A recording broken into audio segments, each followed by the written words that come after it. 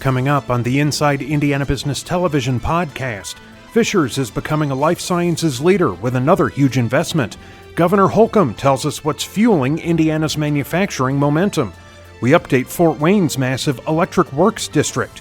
Trendiana celebrates National Sandwich Month. How are parents' mobile phone habits impacting their mental health?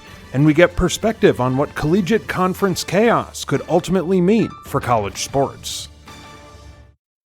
Welcome to the Inside Indiana Business Television podcast. I'm Andy Ober. The city of Fishers continues its rise as a major player in central Indiana's robust life sciences sector. Italy-based Stevanato Group recently announced plans to build a $145 million manufacturing plant there, and more investments could be coming.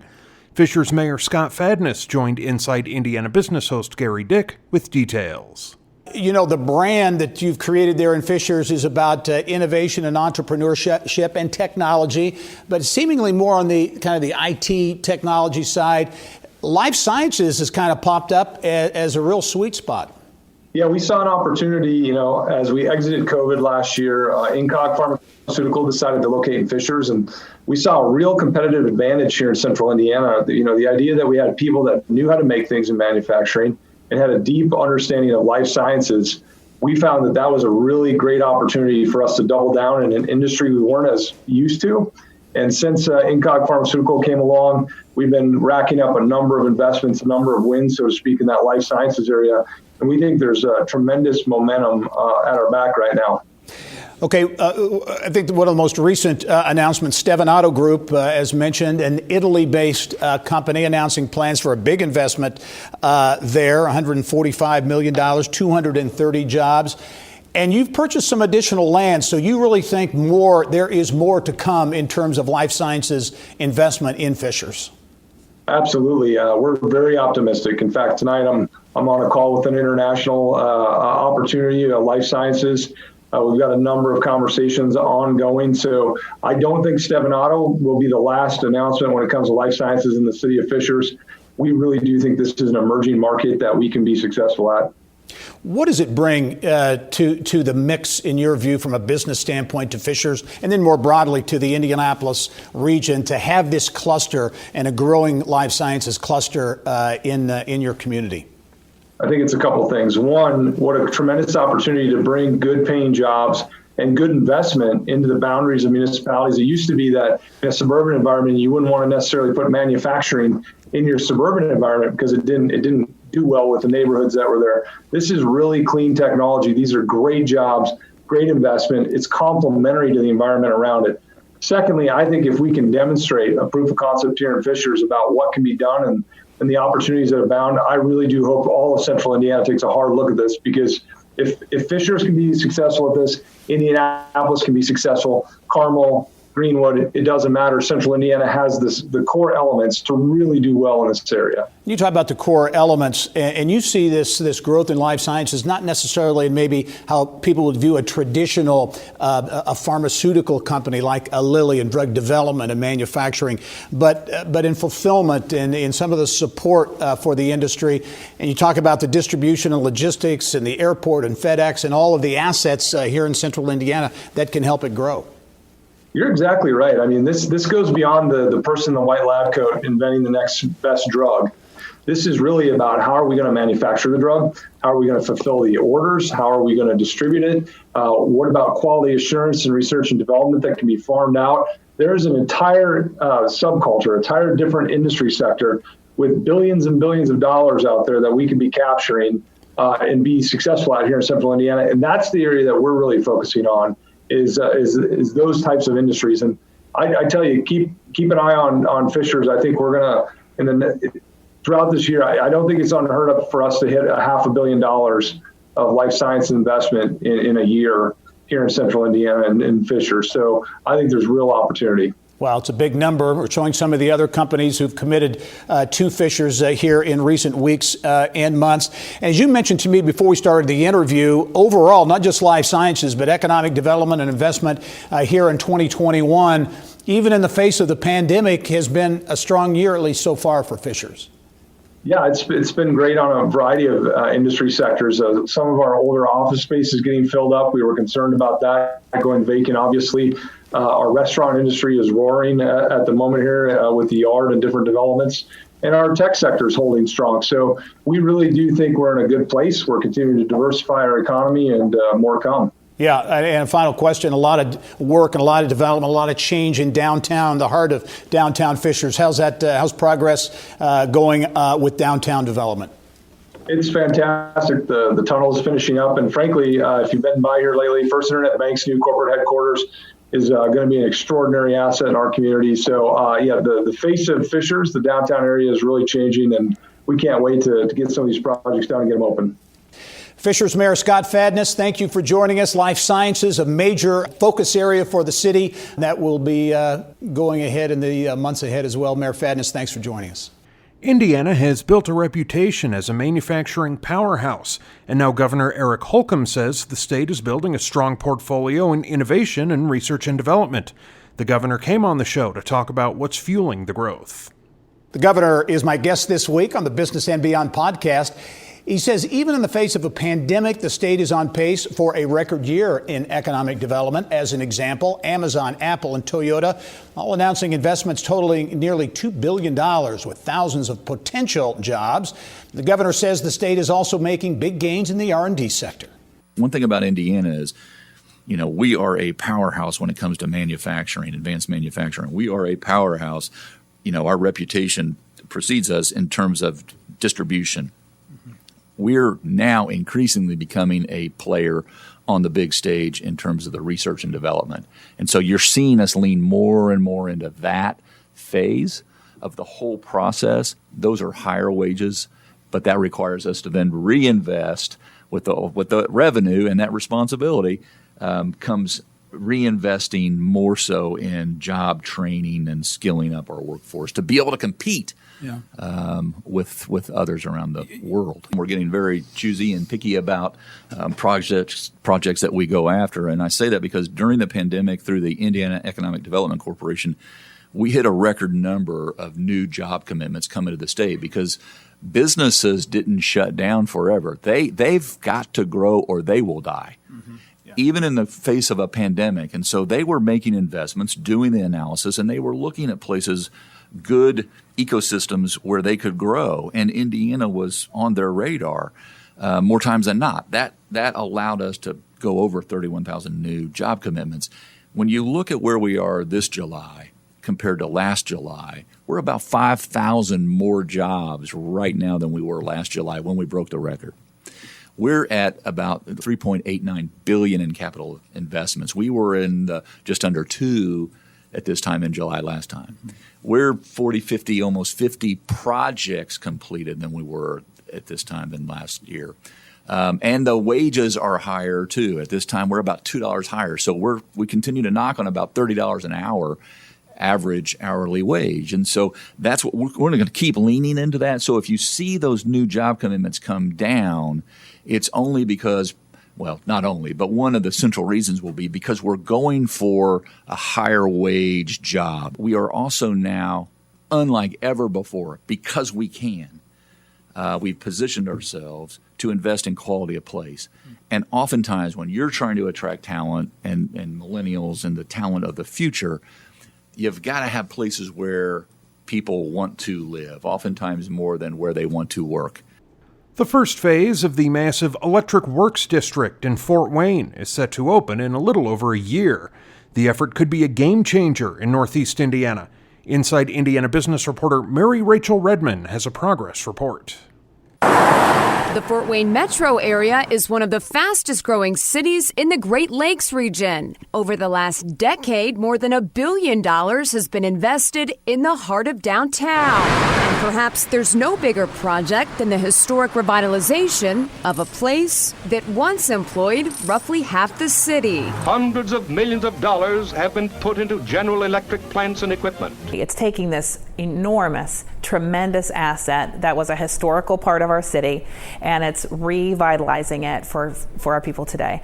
And it's really exciting to this community to think about what all that can entail. There are any number of communities that would love to have buildings of this size, this scale, and this quality really ready for redevelopment like this. So there are certainly challenges, especially when you get into 100 and 125-year-old historic brick buildings.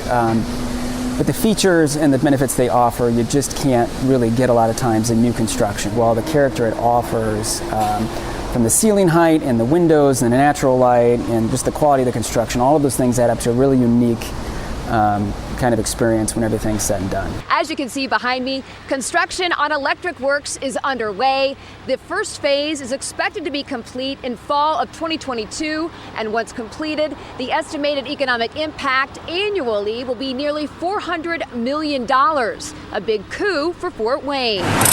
Electric Works will be home to the region's very first food hall and public market.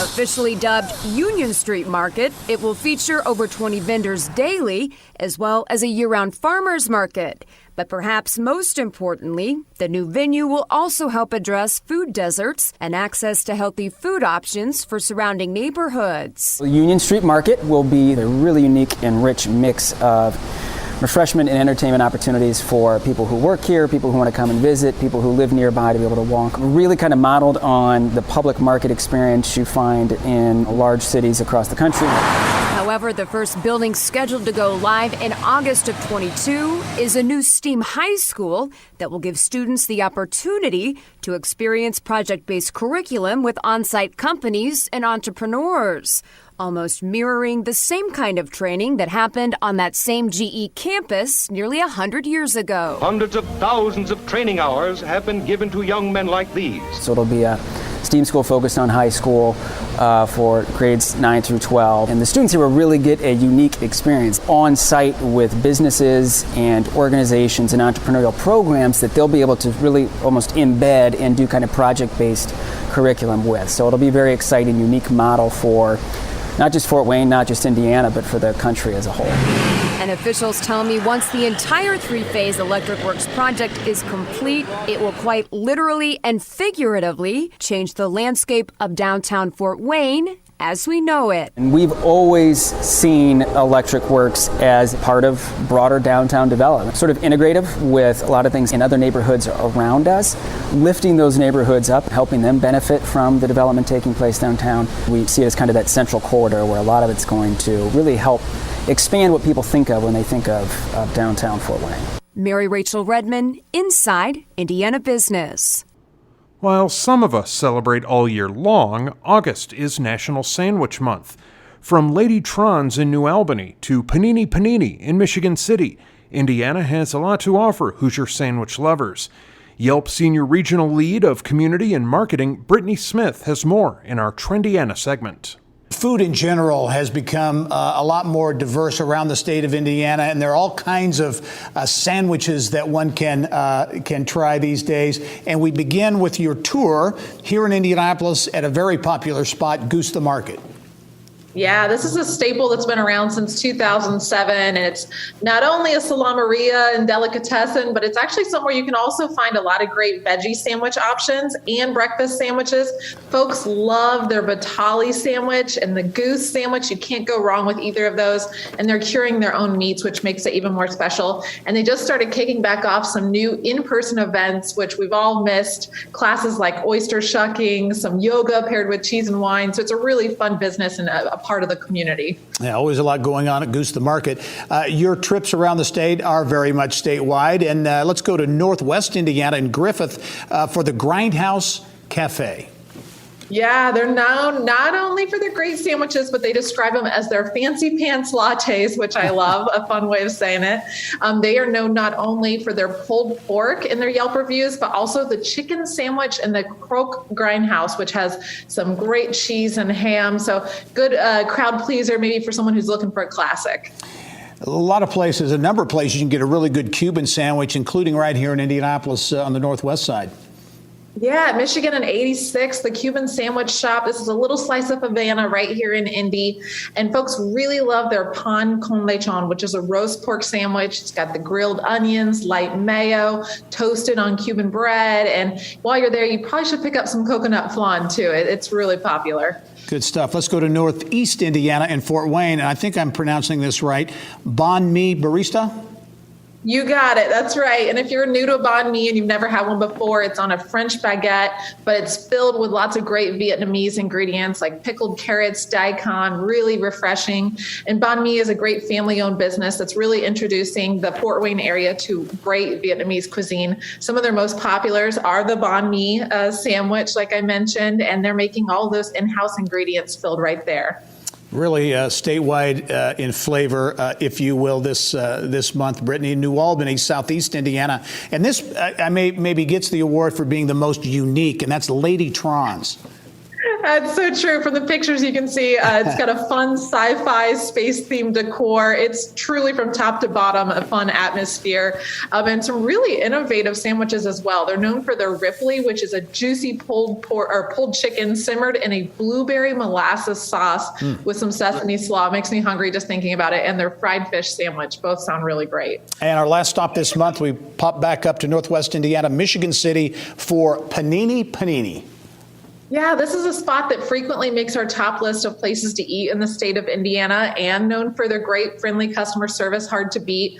They also have a lot of great vegan and vegetarian options on their menu. One of the standouts, these are both with a little meat and fish, but chicken pesto sandwich and the grilled scallop sandwich, which are kind of hard to come by in Indiana. Well, Brittany, after each and every one of your segments, I'm always hungry. That is certainly the case this time around. In celebration of National Sandwich Month, a great tour around the state of Indiana. Brittany, great to see you, and look forward to seeing you soon. Thanks so much, Gary. Remember, you can catch Inside Indiana Business Television on stations throughout the state every weekend. Head to InsideIndianaBusiness.com to check listings. Indiana State University is launching an institutional initiative that may be a first of its kind in the nation. The school says the plan supports the state's educational goals of strengthening completion, equity, and talent. ISU President Deborah Curtis joined us in our Eye on Education segment. The Indiana State Advantage is a big deal. I mean, this is, in your view, as we were talking off camera, as important an initiative as the university has launched in recent memory. It absolutely is. It's consolidating for students and families the clear advantage to choosing Indiana State for a college degree. You know, as we come out of the pandemic, families are even more focused. And it has three pieces to it. One is certainly a last dollar in meaning for Pell-eligible students, the difference between their aid and grants and the cost of tuition. We will cover that for in-state Indiana 3.0 and above students. That means there shouldn't be any kind of barrier to come to college and finish that degree. A second piece is our experiential learning focus, and that's all about getting hands-on experiences. So up to $3,000 for each student to do an internship, perhaps a service project, some research with a faculty member, or indeed study abroad. And that's what we want our students to be engaged in. And then the third piece of this is that 4-year graduation guarantee for students who stay on track, and that's the requirement. If for some reason the university is unable to complete you in those 4 years, that's on us. Yeah, those are three big areas. And as you put this together, you wanted to do something bold, I know, and you believe this may be the only program of its kind at a public university in the country. Well, indeed, and that's the model at Indiana State. Students enjoy a private school type of experience at a good-sized public institution with the resources that we have, and some of those would be world-class faculty, labs and classroom spaces, and opportunities to do work like we're doing right now with state-of-the-art equipment. And we're really proud of that's what students get to do when they come to Indiana State. Yeah, you mentioned the significant financial incentives and also mentioned the out-of-classroom piece as well. I assume that's what study abroad, internships, those types of things kind of rounds the program out, I assume. Oh, it truly does. And Gary, you're probably aware of this, but across the nation, most of us receive more international students than we send. And that's really important for our students to see themselves as global citizens, and we want them going overseas to other countries where they don't speak the primary language and realizing what it means to be a global citizen. The potential impact, I know, obviously, on the university, on students, the Terre Haute region, the talent pipeline. How do you see this ultimately impacting the talent pipeline here in Indiana? Well, certainly we always share the message Indiana State University is the state of Indiana's university because most of our students come from Indiana, most of them stay here, and we align our program offerings with the workforce needs of the state of Indiana. So these three pieces that we're launching really are not the only part of the Indiana State Advantage, but that's certainly going to be the relevant parts for students coming in. Yeah, so this launches essentially in the fall of 2022, but you are going to really begin rolling this out from an awareness standpoint very soon. Well, indeed, and we will be delivering that broader message about other parts of the Indiana State Advantage. But for our current students, many of them enjoy these opportunities now. We're focusing them, and we're making sure people know they're available, and we're making sure every student has this available to them. So you're about to welcome students back on campus after a very tumultuous year, obviously with the pandemic. Going to be a mass mandate, I think, campus, as many other campuses are doing. As you look at getting back to some normalcy in the face of what we're facing now with the pandemic, how are things going? Well, indeed, we have just shifted, given the change in CDC guidance and messaging from the state of Indiana, to everyone masking inside in public spaces or where social distancing is impossible. But we all really believe if that's the most difficult thing we have to do, we're going to return to 100% capacity, doing all the activities and engagement opportunities students love. That's a small price to pay. All right. The Indiana State Advantage, a major initiative just now being launched at Indiana State University in Terre Haute. Dr. Deborah Curtis, the president of the university. Thanks for joining us as always. Talk to you soon. Thank you.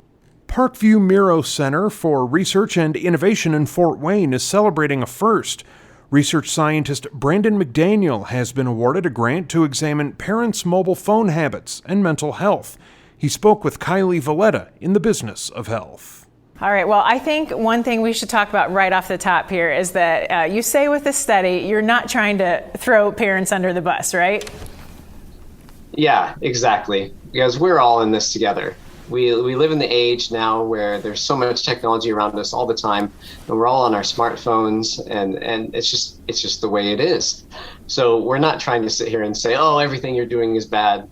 We already all have that guilt. We're trying to understand the potential good, some of the pitfalls, and work to make things better. Okay, so a good introduction to your study right there. So give us an overview of what the study is about. What are you looking at? So we're trying to understand parents' phone use, their smartphone habits, digital habits, the ways in which they're using their technology on a daily basis. Really, ultimately, we're trying to understand those things because, again, there's some pitfalls. There's ways in which it might start to get in the way of some of our interactions that we have with others or some of the time we spend with our children. But there's also ways it can support us and help us in our parenting and connect us with others. And we want to figure out what that means for parents. And there's probably some ways that it's influencing them and their mental health in good ways, and some ways it's not. And we want to try to really understand that, figure out what that's doing, and be able to implement something around that to help people. Okay, and so this study is really focused on babies, about newborn to 6 months range. Give us an idea of what a good, healthy interaction looks like and how cell phones can sort of interrupt that. Yeah, so when we're talking about infants, it's all about eye contact and joint attention, taking the time to really notice and understand the infant's needs. So if you're sitting there on the couch with your infant, being able to notice that they're looking at you, that they want some of your attention. And the problem with if we're on our devices a lot is we might miss that eye contact completely. We might not notice that they have a need at that particular time, or maybe we're doing something on the device, we notice they have the need, but we delay our response to them. And if that's happening a lot, then that's when I start to worry about it a little bit, because that could influence how the infant feels about that relationship, the type of a bond that they form with their parent. If it's just every once in a while, again, we're not trying to make parents feel super guilty here. It's every once in a while, that's probably not a problem. But if it becomes a really big trend, then that's what we worry about. Okay, such an interesting topic. Can you explain how are you going to go about studying that? What are you going to do? So we're coming at this with a multi-pronged sort of approach. We've got surveys, online surveys we're going to have parents do, where we're getting at more of what they think their technology habits look like, how they are feeling, what their mental health is like. those sorts of things. But then we also are going to be installing an app on parents' phone so we can get at what their phone use actually looks like in real time across 8 days, and also have them complete some nightly online surveys on those same 8 days, so they can tell us, when they were with their infant that day, what it was like when they were feeding, all these, what their sleep habits were like, so we can start to connect their phone use in real time with what their habits are like in real life, and get a better understanding of what their phone use is, how it's linking up with what's going on in their life. Ultimately, after that, too, we'll have some interviews and other surveys we're doing so we can better understand why they might be doing certain things, what that means for them, how it's supporting them, whether it's getting in the way of things, whether it makes them feel guilty or not, all those other pieces, so we can have a really good understanding of what it means to them, too, not just that it's might look like it's connected. And the big end goal here is to develop programming to help parents. Can you talk just a little bit about that? Yeah, so right now we don't know exactly what that'll look like, but all of this, all the information we're trying to glean and understand from this, we're going to take that, synthesize that together, so that hopefully we can have figured out what was good about it, what are some of the potential pitfalls, and what are some of the ways that parents find that are actually amenable, good ways that could actually help them in what's happening in their life and with their phone use. And because really we just want to help people to develop what we call healthy digital habits, because they're here to stay. The smartphone's here to stay. All of our use of this is here, and in a lot of ways it helps us. But we want to avoid those pitfalls of the ways in which it might take us away from our infant, and build on those ways in which it's supporting us and our parenting and our mental health.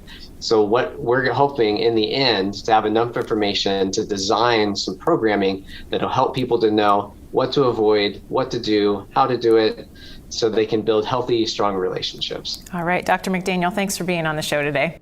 Big things are happening at St. Mary of the Woods College in Vigo County. The school is adding a new PhD program, new buildings, and a new men's basketball program. President Dottie King joined us with details. A lot going on. I know you unveiled the facilities, a master plan a few months ago. Big developments in that in the week ahead as you're christening a new dining hall and residence hall, the first in more than 100 years. Yes, we are, and we're really excited about it. The students are. There's a sense of awe as they walk in and look around. It's fun to see that on their faces. Yeah, and I know you've got a new name or a name for the new residence hall as well, right? We do. We were founded by French nuns, and so we stayed with that theme, and so the name is Les Bois, and it means the woods. Yeah, and so these are significant investments, obviously, and the residence hall, I think, will have room for nearly 100 students, which is significant and points to, I guess, your vision, kind of looking ahead, looking to the future and looking for continued growth. It does. I have to tell you, I'm a little afraid, though. I thought with the first residence hall in 100 years, we thought this would hold us for quite a while, and we're already counting beds and wondering how soon before we need another one. Really? So we really are seeing that. We'll talk about enrollment growth. Certainly the world of higher education is very competitive, very challenging. You're looking to welcome in, I think, some really strong numbers. How do you view the enrollment situation at St. Mary of the Woods? Well, I think that we've always been an excellent choice for students, but I think now we're finding ways for students to know that. And I think that with our addition of athletics and really the updates we've made to campus, we make it a better experience for them. And I think there are a lot of things that we're just doing a little more strategically, and it's going well for us. I think part of that strategic vision is your first doctoral program, right? A PhD program in global leadership. Talk about that, the significance of that, and why global leadership? Well, first of all, for us, it was about diversifying and moving ourselves forward. We've been very successful with master's level programs and have several that we're proud of. And so it was the logical next step. We chose global leadership, really not, I didn't choose it. We had a group that studied it, and we looked around and used research and what are the needs in our country that we can best address, and we came up with global leadership. And you, as we were talking off camera before the interview, you kind of hinted at the fact that you think maybe because of the pandemic, the global leadership, that topic is more germane than ever. I really think so. I think that I said it's put an exclamation point on our decision, because if ever there's a time that we could see firsthand that the world is going to face challenges that needs a global thought process. Athletics is another area. We're talking about expansion and growth. I know you're launching a men's basketball program here in the next number of weeks. Talk about that and why you're doing that. Well, first of all, isn't it kind of funny to be a Hoosier and just now launching men's basketball? But we started, when we added men to our campus, we started with easier things to add that didn't require facilities updates and so on, so cross country and golf. But really, we got ourselves ready, and men's basketball was the natural, and it was always going to come. So we have a coach that's spent a year recruiting. We had 5 players last year that were redshirting on campus, and so October 30 will be our first home game, and there's a lot of excitement around that. And talk about, as you look to the future and growth, I mentioned I think 500 plus students, 530 or so students on campus, but you also have a significant online presence as well. In fact, the second school in the country to launch online many years ago. So talk about where you see growth opportunities enrollment-wise. Well, right now, I don't have anything wood to knock, but I see growth in all areas. So we don't see a spike in any one area, and therefore I think the growth is sustainable, because we're just doing a lot of things better, so we're growing. So I think we will continue to add graduate programs, master's or doctoral programs. The nursing program was added a few years ago and has been a strong major. We have a Master's of Science in Nursing that prepares family nurse practitioners, and I could see another program coming out of the nursing area. A lot going on at St. Mary of the Woods College in Western Indiana near Terre Haute. President Dottie King, thanks for joining us. Thank you. Look forward to following the progress. Thanks. Thank you. All right. And finally this week, there is big conference realignment news in college athletics as the SEC is preparing to add Oklahoma and Texas. What could be next for other powerhouse conferences, like the Big Ten? Mike DeCourcy with the sporting news broke it all down with Bill Benner on Inside Indiana Sports. Crazy, crazy times. I'm old school. I still believe the Big Ten should be 10. I know, really old school. But where might all this lead, starting with Texas and Oklahoma? Well, obviously, it completely changes the college football landscape. You have one massive power conference, one very powerful conference in so many ways in the Big Ten, and then everybody else sort of trying to find their way. How can we sort of stay close? And I think it's a mistake, and a mistake that some leagues have made, to try to worry about the actual dollars and cents. The Big Ten is going to be able to keep pace SEC-wise with the money, but the other leagues aren't going to be able to do it. They just have to find ways, the ACC, the Pac-12, and what's left of the Big 12, to try to make as much as possible. They're never going to catch the other two. What are the possible implications for the Big Ten? And I know Kansas was immediately tossed out there as a possible candidate. Iowa State, another. What could this lead to for the Big Ten? You know, I think that it's interesting that the Pac-12 commissioner said what I think could apply to the Big Ten, which is that it's a very prestigious club with high barriers to entry.